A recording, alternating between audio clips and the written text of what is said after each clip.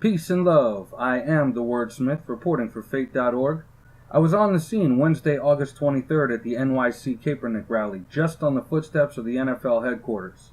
While I was there, I had a chance to meet with retired NYPD Detective Graham Weatherspoon, a very honorable and intelligent gentleman who had these very strong statements to make. Let's listen in. Good evening, I'm Graham Weatherspoon, retired detective NYPD. I'm here in support of Colin Kaepernick. Not so much that he should get his job back, but to expose the NFL for what it is. They've given millions to the Republican campaign and a mere 800,000 to the Democratic Party for their campaign. They don't want him to be vocal, but they take the money and apply it to the agendas that they're backing. So if they're backing the right-wing agenda or the neo-Nazis or whatever it is, wherever that money is going, people need to be aware of it. And that's why our people should step back from watching all this football. You're not learning anything watching football. You're not improving yourself learning football. You're not changing your lot in life. It's a plantation system. You go into a farm team. Slaves went and worked on a farm. It was called a plantation. Slaves were sold on the block. These athletes are bought and sold in the draft. It's a slave system. We need to look at history, analyze it, and see the parallels and step back from this. The brothers who are playing in the NFL, and I have relatives who played in professional football and baseball. Jackie Robinson was my cousin. But Jackie made a statement 45 years ago, shortly before he died. And he said he does not salute the American flag. He does not sing the Star-Spangled Banner because of the racism that he endured in the United States Army and as a baseball player. Right? In 1943, he refused to get up and give a white man his seat on a bus. 1943. He was in a U.S. Army officer's uniform. They sought to court-martial him, brought him up on 9 or 10 charges to take his bar off of his shoulder, all right?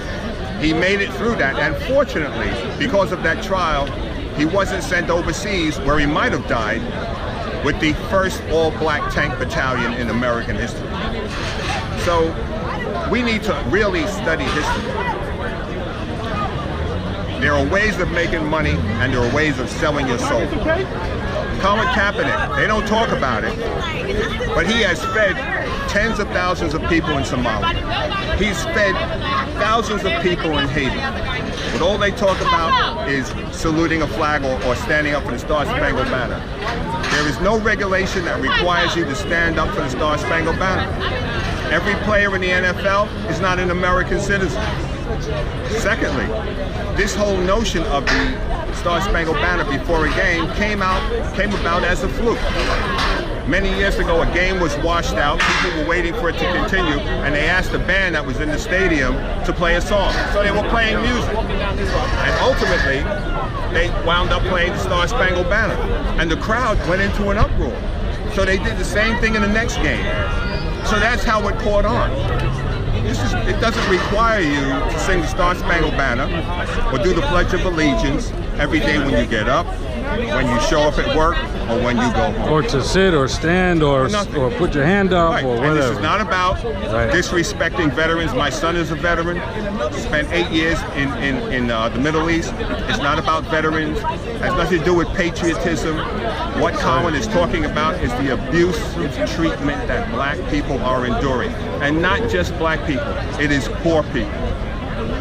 Many white Americans, they don't have health care. They never had health care until President Obama passed the Affordable Care Act. They have health vans that show up in their communities every 6 months.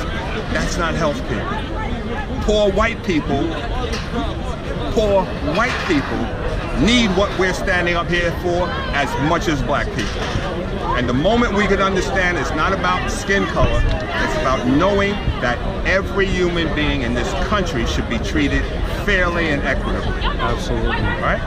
But as far as the NFL is concerned, we don't need to watch the games. We don't need to buy any jerseys.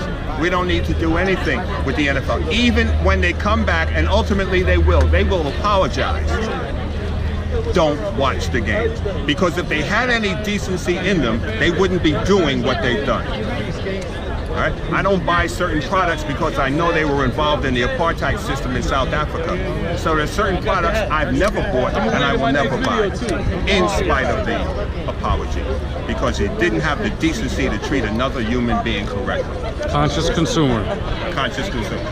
Thank you very much. Peace and love. Thank you for joining us on faith.org. Thank you.